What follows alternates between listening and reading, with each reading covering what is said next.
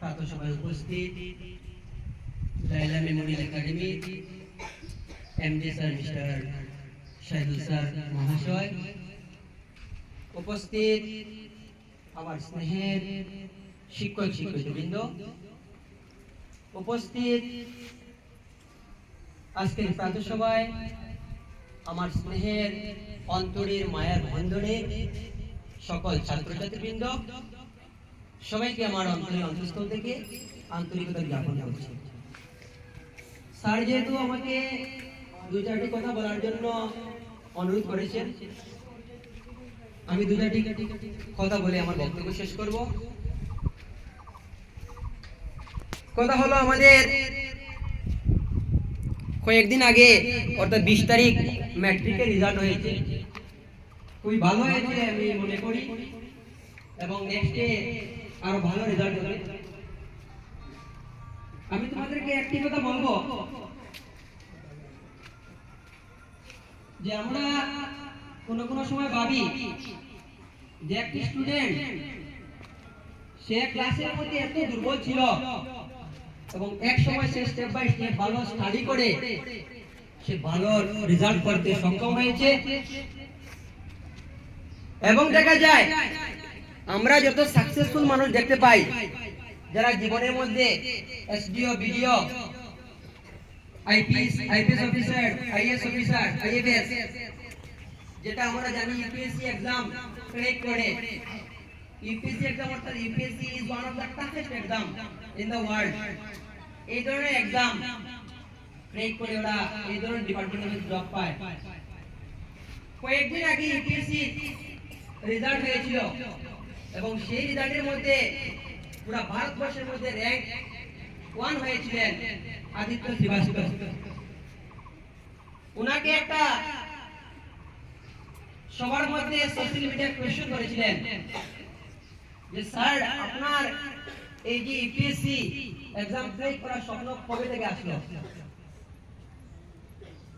সেই ইউপিএসসি যে র‍্যাঙ্ক 1 উনি বলেছিলেন যে আমি যখন ক্লাস 11 এ ছিলাম, একটি সভা হয়েছিল, সেই সভার মধ্যে এই ইউপিএসসি শব্দটা আমি শুনেছিলাম এবং আইএস, আইপিএস, আইএফএস এই ধরনের ডিপার্টমেন্টের নাম। তখন সেদিন থেকে আমার স্বপ্ন হয়েছিল যে আমি একদিন এই ধরনের চাকরির মধ্যে আমি নিজেকে নিয়োজিত করব। তো কথা হলো, যদি আমার মেইন কথা হলো এটাই, যদি সেই আদিত্য শ্রীবাস্তব উনি যদি সেই দিন সেই মিটিং এর মধ্যে উপস্থিত থাকতেন না, তাহলে উনার মধ্যে সেই জিতটা আসতো না। এই জায়গার মধ্যে তিনি অ্যাটেন্ড থাকা, উনার মধ্যে জিত এসেছিল এবং উনার লাইফ পুরো পরিবর্তন হয়ে গিয়েছিল। তো আমি বলতে চাই এটাই, এই एग्जांपल দিয়ে তোমরা প্রায় দিন স্কুল অ্যাবসেন্ট করো। আমাদের শিক্ষকরা বলেছিলেন আমাদেরকে যে একদিন স্কুল অ্যাবসেন্ট হলে 1 মাসের লস হয়। তোমাদের মনের মধ্যে কোয়েশ্চন আসতে পারে যে আমি যে বলছি একদিন মিস হলে 1 মাসের লস হয়ে যায়, একদিন মিস হলে মানে যে 6টি সাবজেক্ট একটু পড়া আছে একদিনেরই লস। কিন্তু আমাদের শিক্ষকরা বলতেন 1 মাসের লস। আর আমি তোমাদেরকে আজকে তোমাদের সামনে বলছি, যদি একদিন তোমরা স্কুলে অ্যাবসেন্ট করো তাহলে সারা জীবনের জন্য লস। কেন না, হয়তো এমন একদিন তোমার শিক্ষক তোমাদেরকে ক্লাসের মধ্যে বলবেন, একটি গল্প সহিত বলবেন, হয়তো চ্যাপ্টার রিলেটেড নাও হতে পারে, এমন একটি মোটিভেশনাল কথা বললেন, তোমার সেখান থেকে তোমার একটা জিত তৈরি হবে।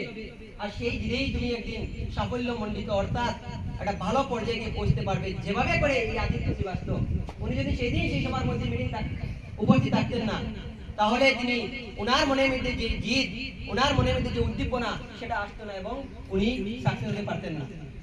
তোমার মেইন ফোকাস এই কথাটা অর্থ হলো যে তোমরা প্রত্যেকদিন স্কুলের মধ্যে অ্যাটেন্ড থাকবে এবং তোমরা, আমি বক্তব্য দীর্ঘায়িত করতে চাই না, তোমরা নিজের লাইফকে খুবই সাফল্যমণ্ডিত করে তুলো।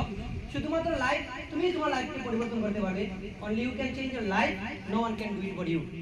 শুধুমাত্র তোমার লাইফকে তুমি পরিবর্তন করতে পারবে, আর কেউ পারবে না। তুমি স্টাডি করে যাও, হার্ড ওয়ার্ক করো, এমনিতেই পারবে। কোনো স্টুডেন্টের মধ্যে একটি দুর্বলতা আসতে পারে যে আমি হয়তো ক্লাসের মধ্যে খুবই উইক, কিন্তু মনে রাখবে উইক সেটা ডাজন্ট ম্যাটার।